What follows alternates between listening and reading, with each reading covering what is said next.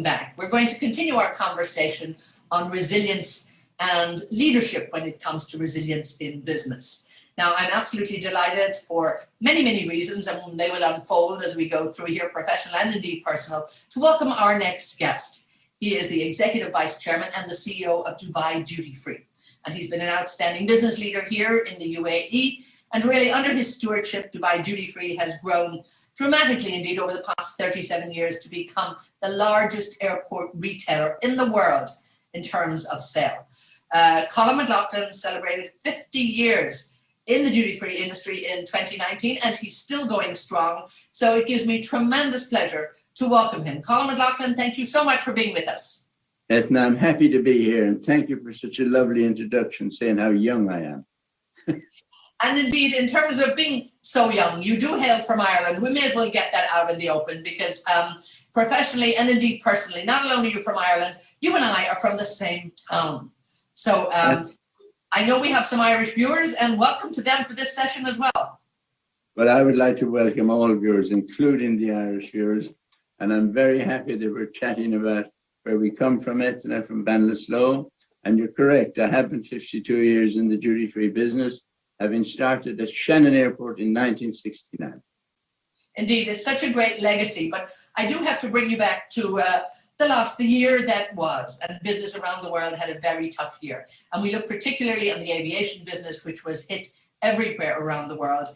Duty-free being, it couldn't escape that one, unfortunately. We all miss our trips to the airport, and we particularly miss popping in and doing that last-minute shopping. But bring us through the last year or so, Colm, in terms of just how tough it's been, how did you deal with that disruption? How did your staff deal with it? And where are you now?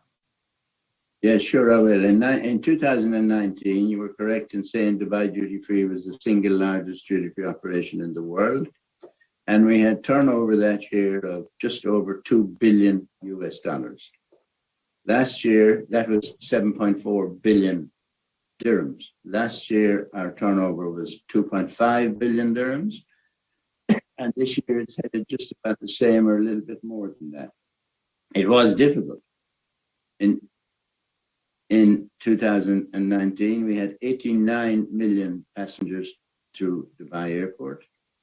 Last year, we had 22 million passengers through the airport. And this year, the figures look like finishing at about 30 million passengers this year.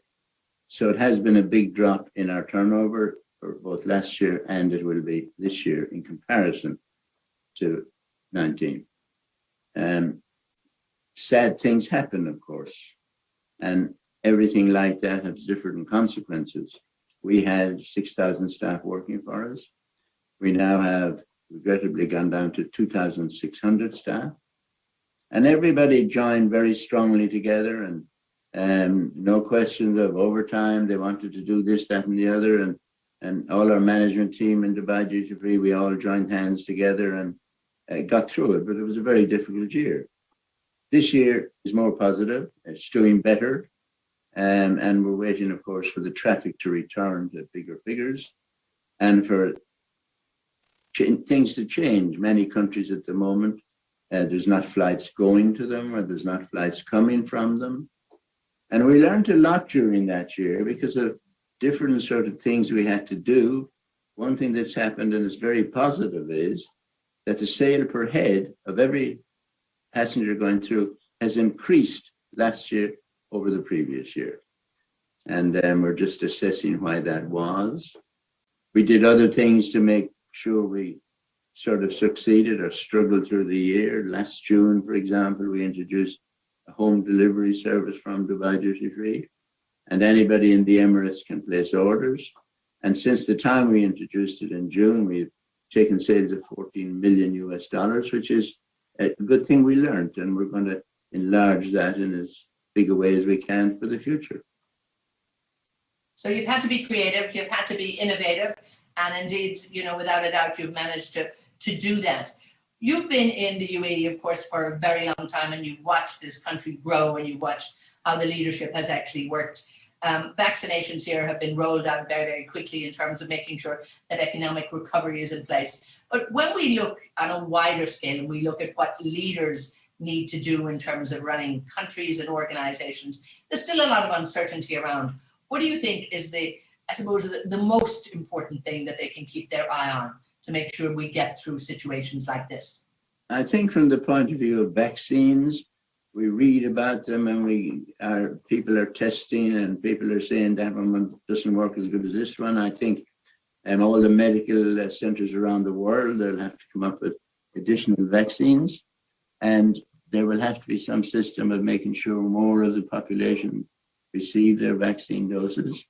Like in the UAE, they've done a terrific job. There's been 11.5 million vaccines given out to a population of 9 million.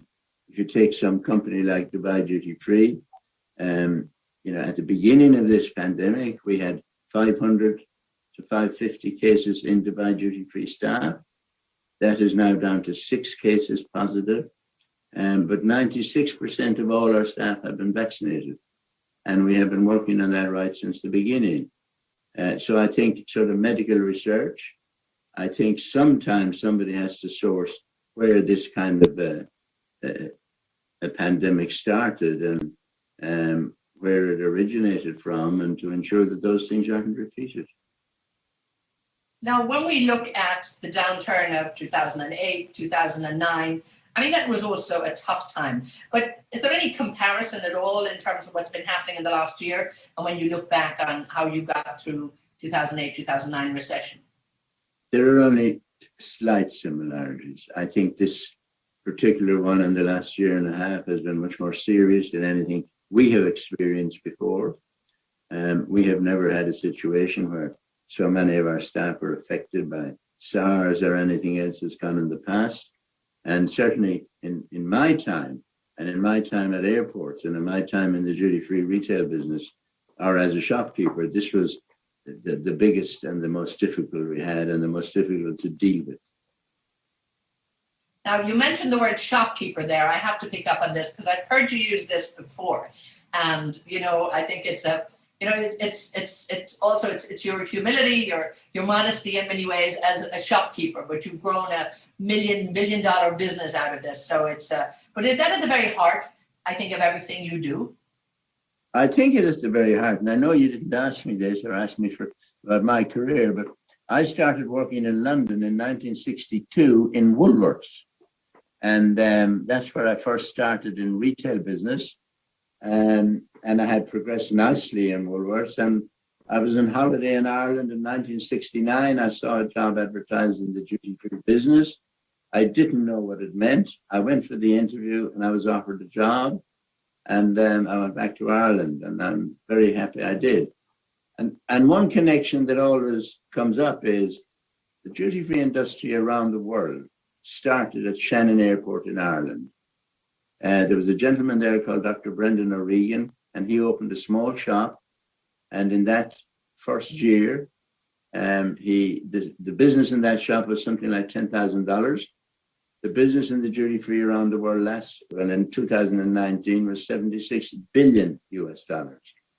I never regret for 1 minute being in that business. I never regret for 1 minute the good fun I've had in my life and the satisfaction I get from the work we do. I loved reading your book about the duty-free business, and that seemed a huge adventure when it all happened in the beginning, and it's definitely worth a read for anyone out there. But can you elaborate a little bit more on the specific measures now that you put in place, and just thinking in terms of, that resilience that was there, and how you streamlined, I suppose, the processes to ensure business continuity and kept the staff that you have, kept things going? I'm very happy to, and I've been very happy with the team of staff that we've had right since the beginning. And at the beginning of this pandemic that we're talking about, 25 of our original staff were still working for us. They have all now decided to retire, and I'm the only oldie that's left. But it was fantastic to see in our small, simple way that Dubai Duty Free was able to zone in, and the freedom we got from the government to do our job, the freedom we got from our chairman, His Highness Sheikh Ahmed, to get on with it, was something that is quite unique, in my opinion. The cooperation we got during this pandemic from the National Safety and Disaster Committee, the encouragement they gave us to get things set up and to go ahead. And even when the airport was closed for a little while last year, when we were trying to reopen, they were full of cooperation for us. And I'm delighted to have experienced that. I'm not delighted to have seen the COVID or to have seen the reduction in the business, but I'm delighted with the whole retailing thing. I'm delighted with the whole worldwide duty-free industry. I'm delighted with the media coverage that comes out of it in various ways. I'm delighted with our offsprings, like our Dubai hotel that Dubai Duty Free owned, like our Dubai Irish villages, like our tennis tournament, the tennis stadium, and various events we have been involved in, supporting and sponsoring during the year. I'm not aware of anywhere else where I would have experienced that sort of thing. I know that answer was too long, and I'm sorry, but don't worry. Of course, all of this supports, the community here. You talk about the tennis tournaments and all of that. And it's a shame that, that has not been able to go ahead. But hopefully you're getting ready and planning for the next year, because all of this is very much part and parcel, I guess, of bringing communities together. It's not just about, keeping duty-free moving.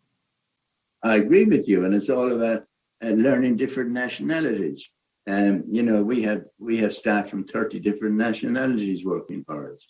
And it changes a little bit, if you like. 15 years ago, we had 10 Chinese staff working for us. 6 months ago, we had 860, because the trends through the airport changed, the travel changed, the profile of passengers and nationalities changed. And it's lovely to be able to tune into that and to change as you have to. And I'm very pleased with it. And although this year is bad in comparison to 2019 and last year was bad, I've absolutely no doubt that within a year or two, we will be back, and then we'll again be fighting for the #1 position in the world.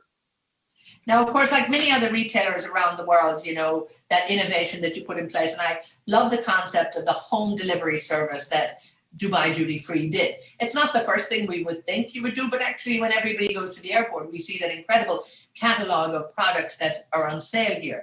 Tell us a little bit about how that home delivery service actually rolled out. When we were looking at our business last May and June of last year, we started getting inquiries, because we do have a service at the airport called Click and Collect, where somebody can order what they want before they depart, and when they get to the airport to go on their flight, we have collection desks where they collect it. And it was in a discussion we were having to try and improve that or encourage that we just decided one morning, no big genius decided, and a few of us together decided that let's try if we can do Click and Collect. So we spoke with the authorities, we spoke with the customs people, and we contacted various contacts we have, email loads of people that we have on record, email loads of people that we have as previous purchases of tickets in our Millennium Millionaire and Finest Surprise Draw. And the response was terrific. And as I said earlier, we've done several $1 million in it, and we're going to enlarge it as much as we can. Yeah, we do not sell and deliver home delivery of alcohol or tobacco, but that may come in the future, and that would increase it considerably. So and it's to all the Emirates. It's not just Dubai. We have purchasing from Ras Al Khaimah, we have purchasing from Sharjah, from Ajman, and Abu Dhabi, etc. We're very happy about it. And we have a very good delivery service. And if the order is over a certain amount, we do not charge VAT to the customers. And of course, that encourages people to buy it. No, and that's you're probably going to do this, when you get back into normal business, whatever it is. It'll be a great addition there. Talk to me a little bit, though, about how also increased digitalization has helped that side of the business, and also has just helped you in general. Well, when you talk about digitalization, I have to show you my telephone. I tried to update the date on that a couple of weeks ago, and it will not pass 2011. So I personally am not a guru at that sort of thing. But of course, our company is computerized from beginning to end. And we have Oracle systems in place. We have digitalization in place.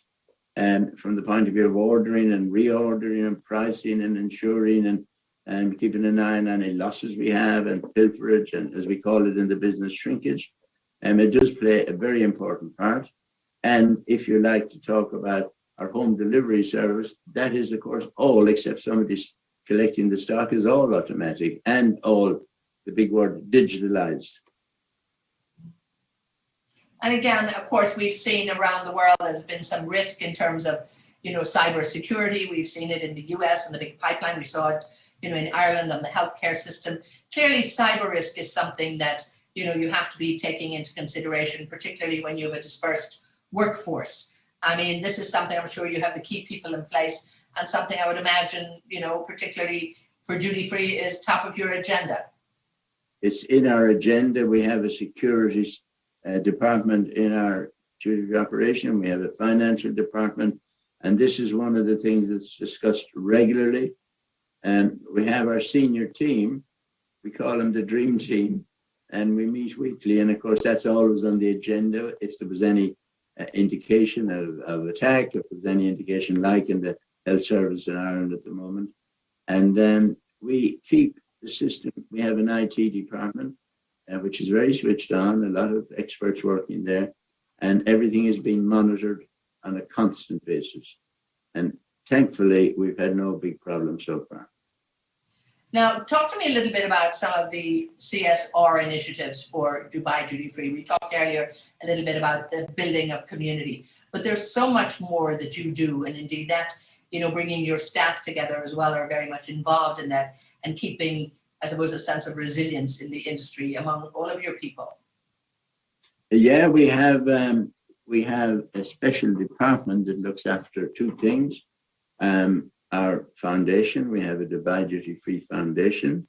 We started that in 2004, and we have supported in that time many, many charities, and between local and overseas charities during that time, we have actually given away 76 million dirhams from our foundation. In the last year alone, we were the people behind 4,000 cleft palate operations that took part in the Philippines.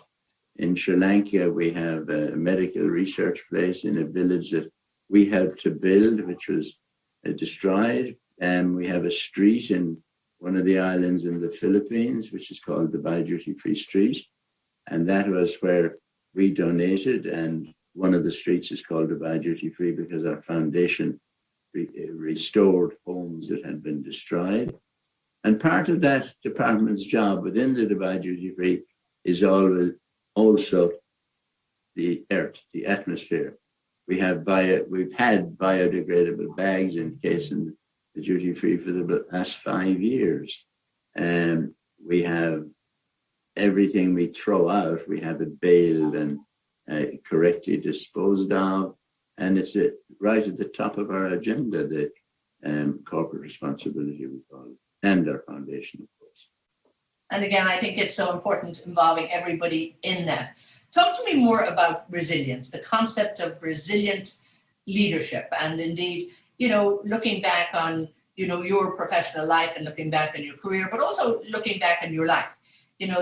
When we look back even 50 years ago, and maybe because you're a year or two older than that, you might even look a little beyond that for us in terms of, things were not always in a way as good, despite what's happening at the minute, as they are in the world now. It's a very different world. How do we build that resilience into people, and what does it mean to you?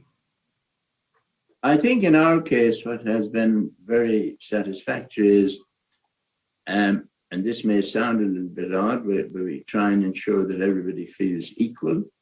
The most important people we have in our duty free are our staff, and we do not have these layers of seniority. There's a boss and there's senior people all over the place, but we try to preach that we treat everybody the same. Ladies are the same as men. Nationality, doesn't matter where you come from. Depending on the position you're in and the job you're doing, you're treated the same. We listen to our staff all the time. We have on-course training for our staff, which our HR department do. And we listen to their efforts, their complaints, their requests, and where we can, we try and adhere to them. And I think that's very important from the point of view of cooperation, of resilience, of team effort. And I know it's corny and old-fashioned to say teamwork is what is important, but it is important. And we try all the time to encourage it. We started 20 years ago with an internal promotion policy. We have not recruited somebody into a senior position in the duty-free for 20 years. All our other opportunities and positions that became vacant in the interim period are all filled from inside. We have a training department, we train our staff, we have ongoing training, and when a position becomes vacant by somebody leaving or retiring, or by the duty-free expanding and needing more managers or supervisors, it's all nowadays recruited in-house, and I'm very happy with that. Now, when we look, ahead and look at business at the moment, and in fact, I have a question in here from Shane McGinley from Arab News. So not just are the Irish in Ireland keeping an eye on this too, but the Irish in Dubai are keeping an eye on you as well. But Shane wants to know, how long do you think it will take for business to recover to pre-pandemic revenue levels? When I've been asked that question before, I've been saying 2-3 years, and I still think, excuse me, I still think it would take that long. I think it will be 2 or 3 years before the pandemic is sorted out, and before the COVID is a thing of the past, and before we're back to our business of 2019. So I'm saying 3 years. And a continuation of that, a question coming in from a gentleman called Thomas, given that that turnaround will happen in a few years, what factors do you think would play an important role in the recovery? I think offering good service to people is important. I think not taking advantage of a recurrence of traffic coming. I think good value is what we need to do. And I think marketing is important, and I have always thought that. And, Dubai Duty Free, we spend 2.5% of our top line on marketing and promoting Dubai. And you will be aware that many years ago, we started the tennis tournament. It is now in year 26 or 7. We built our own tennis stadium. And the media value that our tournament produced in 2019, the media value to Dubai was worth $1.3 billion US. And if you're trying to spend that money in another way, you just don't have it. So I think sponsorship is important. Promoting your company is important. And I don't have to teach that to anybody in Dubai, because it's happening all the time with companies that even set up new. Part of their plan is a marketing thing. Part of their plan is to help to see Dubai grow bigger and bigger.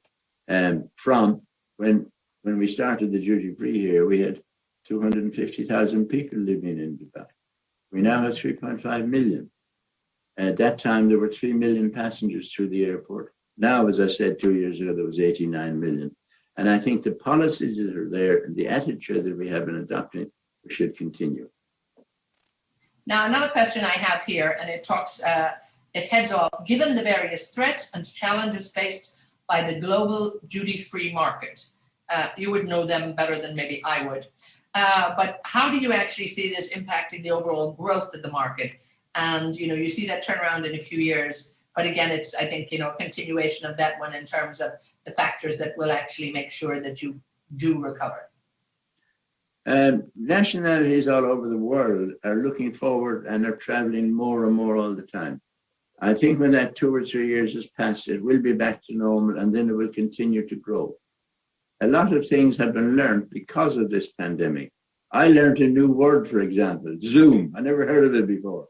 And now it happens every single day. Nationalities want to travel. In 2019, 4% of the traffic that went out from Dubai Airport were China-based, coming through the duty-free. But they accounted for 17% of our business that year. And that will, other countries will rebound. 10 years ago, 15 years ago, Russian business was very big in Dubai duty-free. Then it faded away, and now it's coming back. The same will happen in the future. We can't predict which one it will be, but we can be prepared for it when it happens. There is a small island at the south of China called Hainan, and it's part of the Chinese country. The Chinese government declared Hainan duty-free some time ago, and now they're by far the biggest duty-free business in the world, because people can fly from other cities in China, like Beijing and Shanghai and so on. They can fly to Hainan, and they have duty-free arenas. And I think the duty-free industry around the world will learn from that and will be able to benefit by adjusting their own operation in their own homes. Now, I have a question from Keith from Ireland, and asking, do you see it as a challenge for leaders to take tough decisions while being empathetic and inclusive? Because I think leaders have had to take tough decisions in the last year or two. It is very difficult to make tough decisions, and you try to, when you're doing them, of course, you try to make people understand. For example, if you have to lay staff off, and you have to do it in a certain way, and you have to be prepared that you can fulfill your obligations. And for example, I'm talking about indemnity. And any of our Dubai duty-free staff that left, they got their full entitlement of indemnity.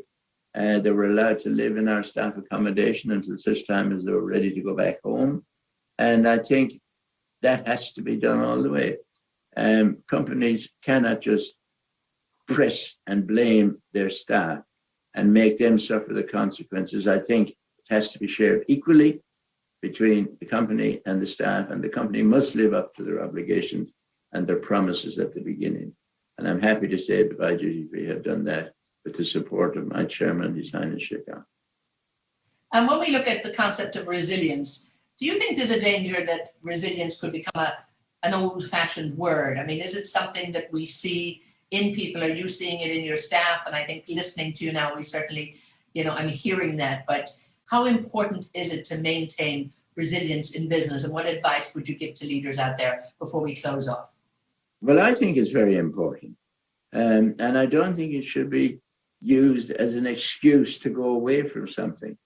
And I think the more difficult things become, like the COVID-19, like a pandemic of that nature, the more we must all be prepared to fight a little bit harder, cooperate a little bit better, have full discussions on how you're going to take action, and plan the rebound at the end of whatever you do back to normality or better than normality.